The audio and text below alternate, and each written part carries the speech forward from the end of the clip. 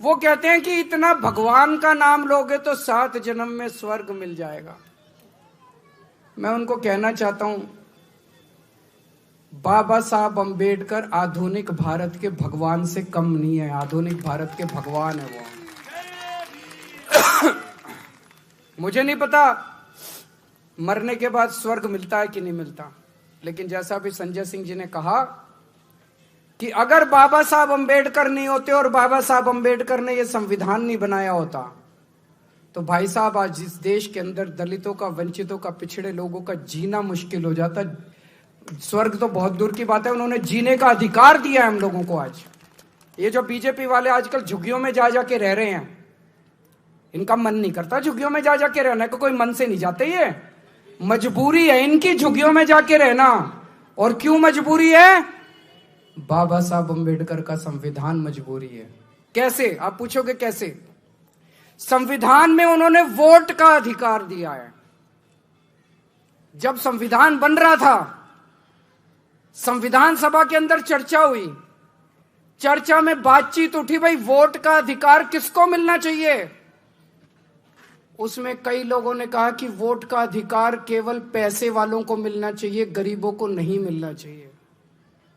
उसमें कई लोगों ने कहा कि वोट का अधिकार पढ़े लिखों को मिलना चाहिए, अनपढ़ को नहीं मिलना चाहिए। ये दो बातें उठी थी। एक तो ये कि गरीबों को नहीं मिलना चाहिए और एक ये कि अनपढ़ लोगों को नहीं मिलना चाहिए। बाबा साहब अंबेडकर अड़ गए संविधान सभा में। उन्होंने कहा हर नागरिक को, चाहे पढ़ा लिखा हो, चाहे गरीब हो, चाहे अमीर हो, चाहे अनपढ़ हो, उनको वोट का अधिकार मिलेगा। भाई साहब, आज आपके वोट का अधिकार बाबा साहब अंबेडकर ने दिलवाया है। आज झुग्गी झोपड़ी में रहने वाले एक एक आदमी के पास वोट का अधिकार है, इसलिए बीजेपी वाले जाके झुग्गियों में रह रहे हैं। अगर बाबा साहब अंबेडकर ने वोट का अधिकार नहीं दिलाया होता, ये सारी झुग्गियां तोड़ के इनको पता नहीं कहां फेंक देते ये लोग। गलत तो नहीं कह रहा भाई साहब? हर चुनाव के पहले देख लो इन बीजेपी वालों को, नौटंकी करके किसी दलित के घर में खाना खाने जाते हैं। चुनाव के पहले देखा कि नहीं देखा? नौटंकी करते हैं किसी दलित के घर में खाना। इनको दलितों से प्यार नहीं है, इनको गरीबों से प्यार नहीं है, इनको पिछड़ों से प्यार नहीं है, इनको आपके वोट से प्यार है कि नहीं बहन जी?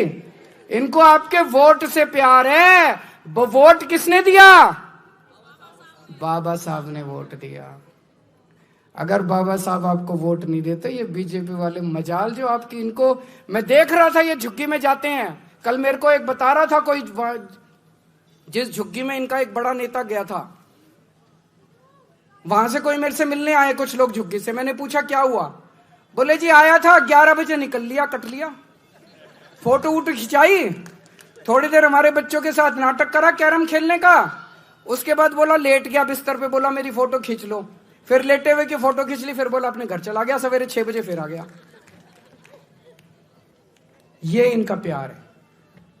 दूसरे एक और नेता का पता चला, मैंने देखा सोशल मीडिया पे, उसको तो आपको छूने में तकलीफ होती है, आप में से बदबू आती है इन लोगों को।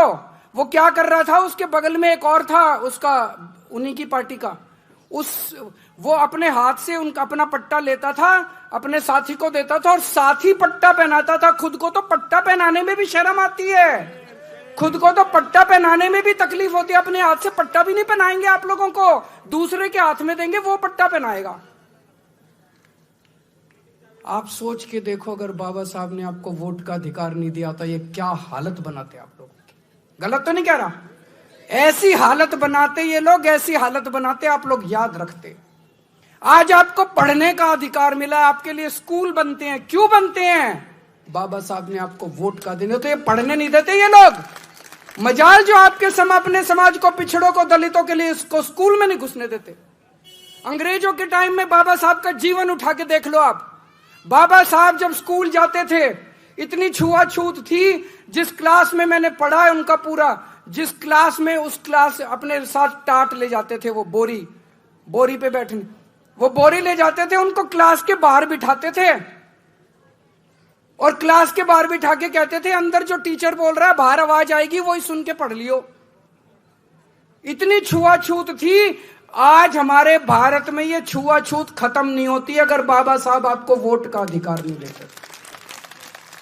आज भी आपको क्लास में नहीं घुसने देते, ये उसी पानी नहीं पीने देते आपको। अगर ये आपकी परछाई से इन लोगों को तकलीफ होती है, अगर बाबा साहब आपको वोट का अधिकार नहीं देते। बहुत बड़ा अधिकार, आपने कभी सोचा नहीं होगा इस तरह से भाई साहब जो मैं बोल रहा हूं।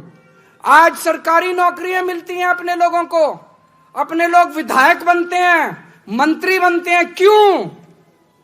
बाबा साहब के संविधान की वजह से।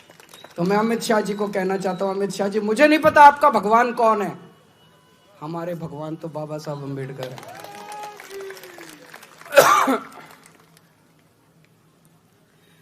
इन्होंने हमारे भगवान का अपमान किया है।